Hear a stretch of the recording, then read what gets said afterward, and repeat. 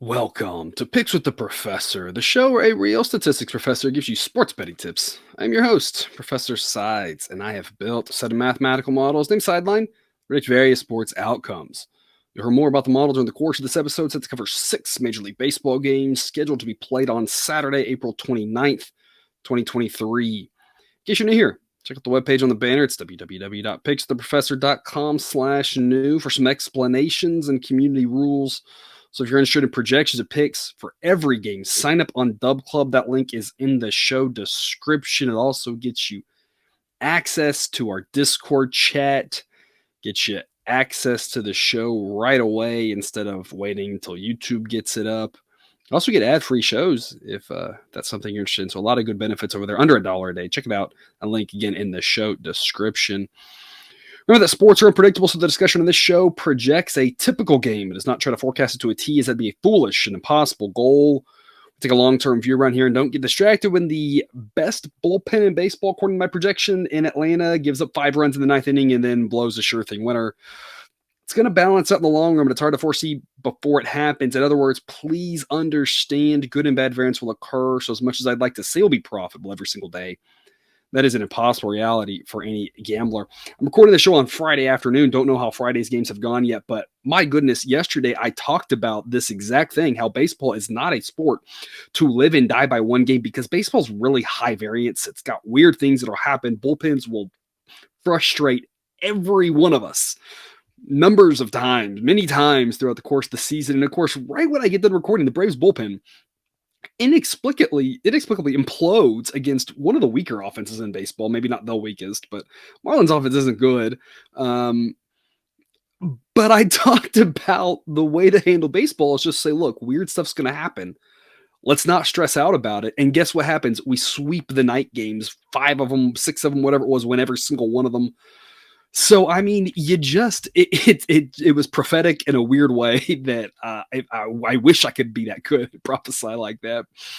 But it just is a good reminder, as frustrating as that Atlanta loss was, and we came back with a bunch more winners right behind it, had a massively profitable day again yesterday.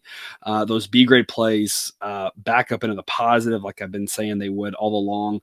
As I mentioned before, all the plays over on Dub Club have been doing fantastic. The picks I put over there, I'm not doing anything different with what's over there versus what's over here, with one exception, the A-plus play of the day, always exclusive to Dub Club, other than I think one time I mentioned it on show. But the best play that I like the most every single day goes to Dub Club. Otherwise, it's kind of random split between what I talk about here on show. I don't want the show to go on for an hour. And so, YouTube's algorithms, it doesn't like that as much. And I'm just trying to keep it where I can be seen. However you saw this, I'm happy you got here, but you got here partially because YouTube's algorithm. So we kind of love it and hate it. And I want to make sure that it shows me to people, because if you're here and you like it, then other people want to be here too and like it too. So I'm trying to keep it at 20, 30 minute range. And it's just kind of random. The picks here haven't done as well, but the picks over on Dub Club have. Going forward, they should both do well. But the same bad variance that's hit the show plays was the same bad variance that I talked about that hit the B-grade plays early on in the season. And now we've had the good variance to balance it back out. And the B plays are back in the positive where they should be. So, again, I expect good things going forward. It's all about that long run. It's starting to shape up and look pretty good overall in the long run here. And it's only been 1 month, worked for us all last year. Overall here, A-grade plays doing really well. B-grade plays starting to look good. C-grade plays right about break even. So, I mean, everything's going like it should. Stick with us and you'll have good results. Got a lot of fun ones to talk about today. A couple things I'm really excited to talk about for Saturday's slate. But before I get to that, some reminders. Please hit that like button if you're on YouTube. Also, if you aren't yet, please consider subscribing or following. It's free. And if you turn on notifications, you won't miss any of the college basketball, MLB, or college football content that this channel provides. A-grade money line plays return me 4 units. That is the risk plus win equals 4. That's how you'll see it displayed on the Google sheet that has all the results by day, by week, by grade, all of us for just sort of, it's got rankings in there. I got a bunch of fun stuff for you in that Google sheet. That's in the show description. You can see how the scaling has played out by clicking on past dates. But A-grade plays return 4 units, B-grade return 3, C return 2. That way I always have the risk plus the win equal that. That way we always get more down on the A's and the B's and the C's. We always put more on the favorites and the dogs, and it's a better style, in my opinion, than flat betting, because flat betting, I think, kind of really really can go awry if you're betting minus 250 or plus 250. And I want those on the table. I want us to be able to bet a plus 250, but I don't want to bet a full unit on plus 250. I want to put like a half unit, right? And the I want to be able to play minus 300. Played a minus 300 yesterday with the Angels. It worked out great, but I didn't necessarily want to put 3 units on. I want to put like 2 maybe, right? So this kind of scaling system helps us keep things within reason, allows us to play things that if you're just flat betting, probably you're scared off by, but this can save you here. So I like that scaling system. Check it out further. But with that, with the picks, with everything as always, take what you like and leave the rest. Afternoon game here, just kind of like breaking news right before I recorded this. So by the time you see this, you may know more about what's happening than I do. I don't know what's happening, but this game just got postponed for Friday. Talking about the Saturday afternoon game. I don't know if they're going to do a doubleheader. I assume they're going to do a doubleheader Saturday. So this happens literally like as I'm like got my notes and everything ready to go. So I still want to talk about this for a reason. Number one, assuming the pitching matchups are the same. I like the Pirates Friday. I like the Pirates Saturday. I don't like this Nats team. Y'all know that. They've been good for us fading them. The Pirates have been so good to back. I had a B grade on Friday, and I have a B grade on Saturday, assuming the pitching matchups don't get crisscrossed. Over on Dub Club, though, we will talk about that once we get more information. I'll rerun the model, and all those people will get all the updates, all the plays. But I've been kind of slow and steady, been kind of B grade playing the Pirates and B grade fading the Nats for most of the season, it seems like, other than a couple of random exceptions. Pirates have been good to us back, and the Nats have been good fading. So, I mean, it's kind of the way it goes, and we are going to want to be price sensitive. That's where the model comes into play. But this Pirates team, I still don't think is quite getting the respect it deserves. And here's the interesting thing. If I take the entirety of my teams and I give them an overall rating, and I don't publish this anywhere because it doesn't really mean anything, because that would include all the starting pitchers, and you never have a game where that matters. It kind of matters maybe for like playoff strings, and I can publish it for playoffs. But otherwise, who really cares about how all the starters matter and play into it, right? You kind of don't care about one game. So I don't publish it, but my overall ratings of the Pirates, including all 5 starting pitchers, still has them in the 20s. I still don't think they're that great of a team going forward, but we're still finding value on them, which means that the sports books think even less of them. How good are they actually going to be and finish? I don't know. Obviously, the O'Neal Cruz injury matters a lot. Without that, I think they could be up in the teens at this point. And the rankings improving. I really like what I've seen from them. I've loved backing them. They're a fun team to root for. Absolutely. The concern we have is that the mounds of data we have on some of these guys. Some of the guys are young. We don't have a ton of data on some of them, but we have a lot of data on a lot of these guys. You know, having Rich Hill in your rotation is a little bit concerning, right? Given his age. All that from previous seasons, that matters probably more at this point, sorry to say, than 1 month of data. So there's a reason the sports books are still kind of treating them like they aren't that good. And there's a reason my model is as well. We're still backing them because I'm a little bit more optimistic than the sports book are. And that's kind of how I'm viewing the Pirates right now. I'm a little bit more optimistic on them. The sports books are, and conversely with the Nats, I'm a little bit more pessimistic than the sports book are with the Nats. So it's just kind of the general view of it. Again, assuming the pitching matchups don't change here, I'm probably on the Pirates on what I assume will be both games of a doubleheader. Again, a little bit TBD. But if this one holds, the reason I want to talk about this one, Vince Velasquez and Patrick Corbin, the model has these guys rated evenly. And y'all have heard me talk about Velasquez before. I'm not a huge believer in him. I do think he's below average. His ERA of 3.76 so far is a little bit luck. He shouldn't be that low, but he's at least showing, he showed it a little bit last year. He can still be at least decent at times. He can be serviceable, maybe is the right word. And I'm just not sure I believe that about Patrick Corbin. I don't mind backing Patrick Corbin if you're giving me massive plus odds, because the team does win a few of his starts. And so if you're getting like plus 200 with him, maybe, depending on who they're playing, right? But I mean, right now I'm seeing Nats like plus 110, and I'm like, I need a lot more than plus 110 to back Patrick Corbin at this point. 5.88 ERA, the underlying metrics say that's about where it should be. I have no faith in him whatsoever. So whichever game Corbin gets, I'm very happy to fade him and go a little bit maybe heavier on the Pirates. Again, don't know if that'll be game 1 or game 2. I am assuming it's a doubleheader. Velasquez is okay, not great, but a whole lot better than Patrick Corbin. Otherwise, in both these games, the Pirates offense, again, while it's hurt without O'Neal Cruz, is still better than the Nats. Their bullpen is league average, and this Nats bullpen, I think, is one of the worst in the league. It's better than Oakland's, but that's not really saying anything. So that's something to keep an eye on here. Thankfully, it looks like maybe no rain, hopefully, crossing our fingers for this one. There is some rain up in the Northeast really all weekend, but it looks like we should be able to get one game in tomorrow, if not both. So just crossing our fingers on holding off the rain. But it's going to be relatively warmer, talking mid 60s, close to 70s for this one in the afternoon. Slight breeze blowing out. Total I'm seeing is 9. Model projects 9 exactly. So not a total to mess with, but however it plays out, I'm kind of happy to back the Pirates in general. Obviously still price sensitive, so check the model for those prices. And I'm really happy to fade Patrick Corbin, especially since I don't have to lay that big of a price against him. And on top of that, it's not like he's got a good bullpen or good offense behind him. So it's just bad anytime Corbin is in the game. 4 or 5 p.m. Eastern, Braves with the Mets. Another game that might have rain implications, as there's some chance of rain here on Friday night. We're hoping at this point that we get that win in. They just play through a drizzle. Might be a nasty night. More rain on Saturday. I think had we been in the old system where you were getting 3 home series in your division rivals, I think they would have postponed Friday's game. Or Saturday's game. The issue is they're only getting 2 in New York here, and on top of that, you're gonna have rain all weekend. So how do you even do a doubleheader? I think the Braves don't come back to Citi Field until something like September or something crazy like that. So rain definitely going to be an issue here for Friday night. Going to be an issue for Saturday. Looking at upper 70%, around 70% chance of rain here to start off. That's going to dwindle as the day goes on. So maybe they can get this one in. It's going to be a little bit nasty out there. Going to be a chilly one, and that equals unders, especially in a pitcher-friendly ballpark. Model says 6.6. The total is, I think, 7.5, 8. I think 8 is a gift. I'm not a huge Tyler McGill fan this year. He does have a 3.96 ERA, but the advanced metrics have it 2 full runs higher than that. So I think the Braves offense should be able to score. But Spencer Strider, I mean, that last start was incredible. He's incredible. There's really just nothing else to say about the guy. The advanced metrics actually line up pretty well with his 1.80 ERA, which obviously won't likely hold for the whole season, but I mean, he is incredibly good, battling it out for the second best pitcher in Major League Baseball, according to my model. I'm more than happy to back him at a price like -148. Gets an A grade from me. Again, the Braves bullpen kind of letting us down as of late, but I think they're still massively better than the Mets bullpen. Offensively, these two teams are pretty even for the most part. I give a slight edge to the Braves, especially now that they have Harris back. If he can be that spark plug, that guy who can get on base, especially with the new rules, steal some extra bases, that sort of thing, gives the Braves an edge there.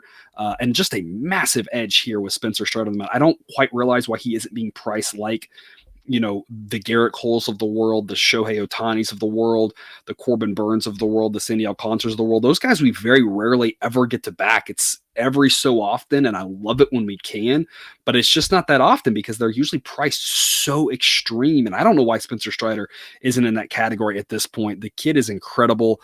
Love backing the Braves here. -148 is an A grade. Sideline says it should be -178, that they win this 64% of the time. So obviously some weather concerns about the Friday night game and the Saturday game here, but assuming that we get it in and nothing's changing here, backing Strider at a price like this is just way too good to pass up.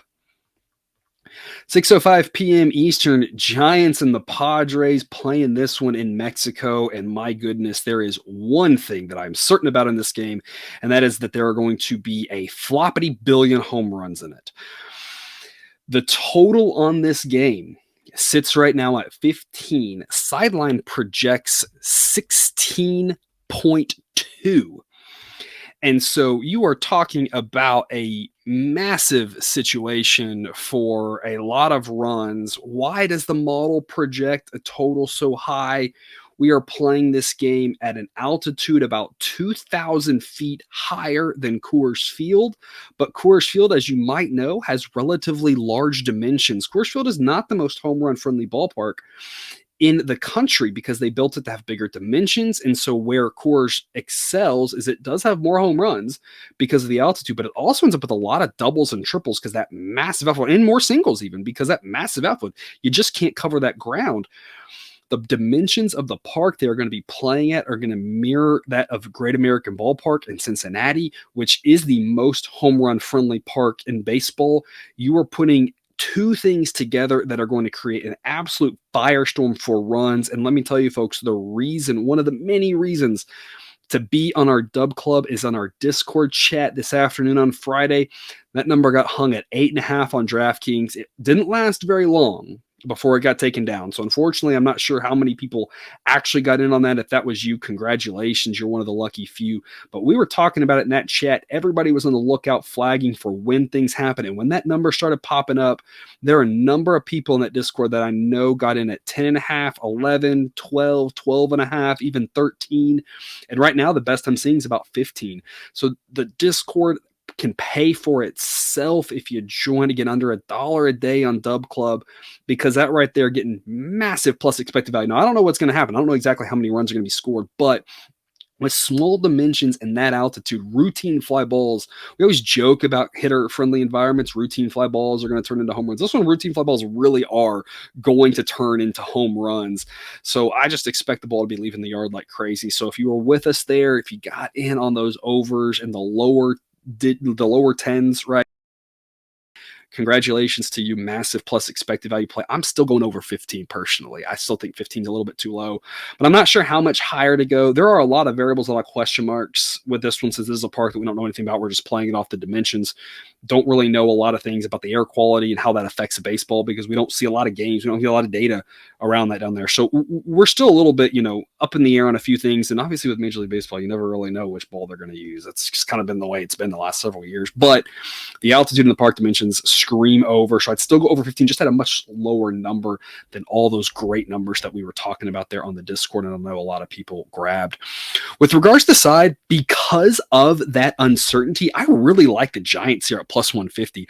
Obviously, Joe Musgrove is the much better pitcher in this game compared with Sean Manaea, but I still think there's a really good opportunity here for, if the ball's leaving the yard like crazy and who the heck knows what's happening, runs galore, give me plus 150. I think it's a really good value play. It's kind of like when we talk about some of the March Madness games where you got teams playing at different paces and the three ball, and you just kind of, when you look at it, you go, I don't really know what's going to happen. This game might get wild. Give me plus 150 any day of the week. It's a B grade according to the model, which says it should be Padres minus 142. Again, Manaea is going to give up some home runs, but I think everybody's going to allow home runs. And offensively, this Padres offense is better than the Giants offense. But again, I don't know which one's better at hitting routine fly balls, and that's all we're going to need here. So, Soto can hit the ball 9 miles, and so can Tatis, and so can some of these other guys for the Padres. But I'm telling you, you're not going to have to hit it 9 miles to get out of this park. So I kind of think the edge the Padres have is some of that raw power they have. I'm not sure it's going to matter here unless it's raw power pop fly. And yes, Soto's pop flies are more likely to go out because he can hit pop fly further. But in reality, this is going to be a wonky game. It's going to be a lot of fun. Highly encourage you to watch it because I just expect a ton of runs. Plus 150 is a pretty good investment, in my opinion, here. Again, a B grade according to Sideline. Going backwards this time here, I missed this one. 5:10 p.m. Eastern, Phillies at the Astros. Of course, a rematch of last year's World Series. Should be a pretty good pitching matchup in Zach Wheeler and Christian Javier. Obviously, y'all know Javier's my boy. I love that guy to death.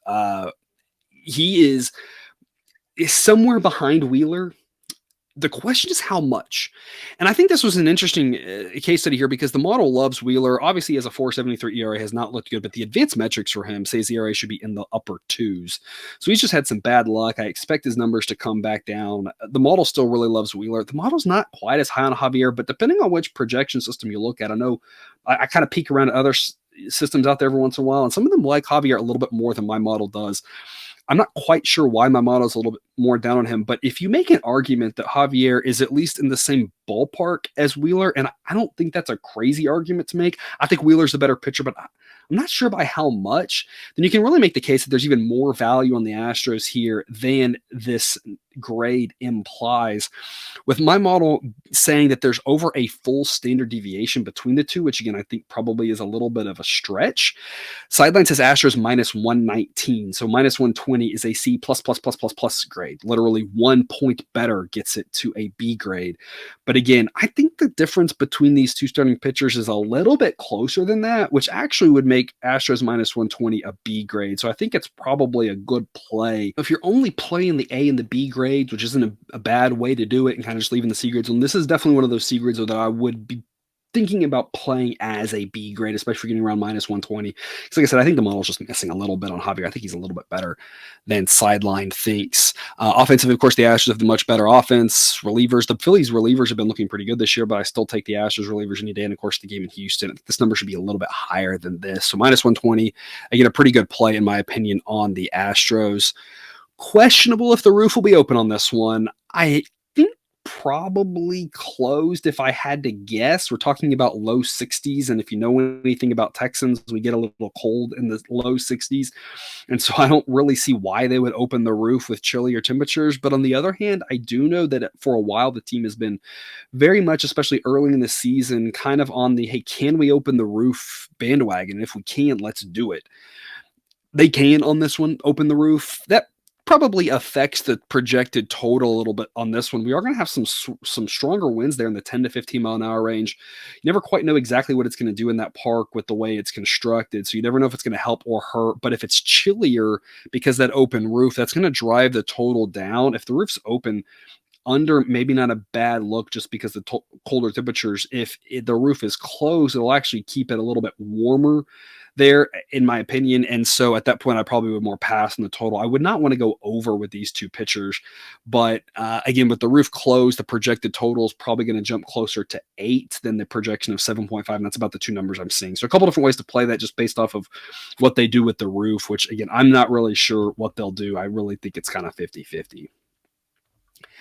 7 to 5 p.m. Eastern, Yankees at the Rangers. Let's take the Yankees here at +115. Little dog action here at a C grade. Aaron Judge is marked out in my model for this one, and that makes the Yankees offense below average and puts them about on par with the Rangers offense. The Yankees relievers, though, are still much better than the Rangers relievers, who definitely did get a little bit of a ding here after that terrible series they had in Cincinnati, as the Rangers relievers now grade out about a full standard deviation worse than the Yankees relievers. The, of course, edge that the Rangers have here beyond the home field advantage is the fact that Nathan Eovaldi is a pretty good pitcher, whereas Johnny Brito is pretty average according to the model. Brito, of course, a 6.11 ERA, hasn't gone very deep.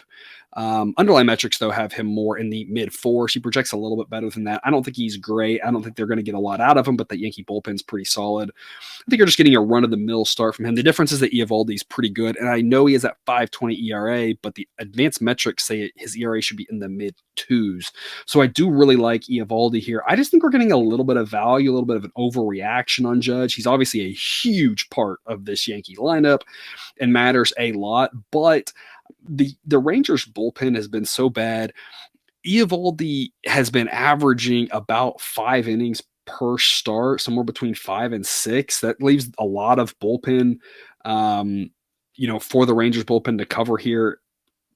I think this game's pretty coin tossy. So +115 is a decent investment. I want better odds before it gets a better grade. Remember, the grade is tied to the value proposition. The value on this one's just kind of We don't get a ton of chances to back the Yankees. They're usually overpriced with that Yankees tax. So anytime we can, it's not a bad idea to do so. Sideline says it should be Rangers -122, that they win 55% of the time. So again, if the Yankees win this 45% of the time, it's a very play at +115. But again, just knowing the Rangers bullpen being involved, knowing that neither offense is that good, knowing that the Yankees don't have to get a lot out of Brito because their bullpen, that can kind of change the way it's managed a little bit and give them actually make it less of a bad thing that he's so far behind Eovaldi. So the Yankees can kind of manage through that a little bit. I think they got a little bit of chance to win here. A lot of times you see teams play really well without their star player because they kind of just get this more chip on their shoulder of, we're more than this guy, and they play a little better. Sometimes they don't. You just never really know how it'll play out. But +115, not a bad play here for the Yankees. So C grade pick. Projected total 7.9. I'm seeing 8 and 8.5. And again, given both offenses are below average, definitely would be looking under in this one. They're wrapping us up late one, 9, 10 p.m. Eastern. Let's grab the Cardinals again at +130. Another dog here, B grade. Who knows if they pulled through for us on Friday? We'll find out later, but going to back them again Saturday at these prices. This is one of those where I'm not really that impressed with the Cardinals, but obviously you can't really be that impressed with the Dodgers. So who the heck knows what's going to happen? Give me the plus odds. Sideline says it should be Dodgers -119. Both of these offenses are pretty similar with their projections, especially with JD Martinez probably not playing Saturday. He matters a lot because of the fact that the Cardinals are throwing a lefty in at Jordan Montgomery. He doesn't really matter that much against the righty. He's only so-so against righties, and the Dodgers have a lot of options and a lot of depth, a lot of things they can do. But against a lefty, JD Martinez rakes, and they really need his bat in the lineup. So that's a big question mark. I don't think he plays. I do roster him in fantasy, so he's one I'm keeping a little bit more of an eye on. But based off of the way this last week went with, oh, he can maybe play, oh, he can't play, and then announcing so early that he wasn't going to play Friday, kind of makes me think there's a good chance that he's off Saturday, maybe tries to get in on Sunday. Could be wrong on that, but that would matter, at least about a 1% swing there if you're adding him. So that kind of helps you a little bit more like or not like the Cardinals potentially if he's in or out. But again, at this point, I'm going to guess he's not going to play given the type of issue that he's having. Mentioned Jordan Montgomery. Dodgers will have a lefty and Clayton Kershaw. Both these guys are pretty good. Kershaw's probably still the better pitcher. He does have a better ERA, but the advanced metrics so far this season favor Montgomery, and I just think he's undervalued. I think that, he was a pretty good pitcher with the Yankees going over the Cardinals. He was lights out for the first 5-ish starts and then, kind of run of the mill after that. But I still think he's a pretty good pitcher, and I don't think the difference between him and Kershaw is that much. Relievers, the Cardinals have the edge. Offensively, it's about a wash. I mean, the Cardinals could absolutely win this game. So plus 130, B grade, decent price. Standard night in LA, low 60s to start, mid 50s to close. Wind blowing out, dying down as the night goes on. The same thing I always talk about in Los Angeles. Projected total is 8. I'm seeing some 8s and 8.5. Under 8.5, not a bad look given two decent pitchers for a night game. Would not be doing under. On a day game, there's bull tends to carry a lot better in the day. But if you found one of those 8.5, it's not a bad under. I just think the Cardinals at plus odds makes a lot of sense because, again, I don't really know what's going to happen. I think it's two very evenly matched teams with the Dodgers having a little bit of an edge. Starting pitcher, then the Cardinals going to get back in relief. Anything can happen. Plus 130 is too good of a price to pass up, in my opinion. And that's all I've got for you here. Thanks for tuning into this episode of Picks with the Professor. Don't forget to subscribe so you can enjoy all the sports betting content provided on this channel. It's dropped right into your feed. Back again on Sunday for those of you on Dub Club, Monday morning for the rest of you to talk about the Monday slate. But until then, as always, best of luck. And remember, you can eat your betting money, but please don't bet your eating money.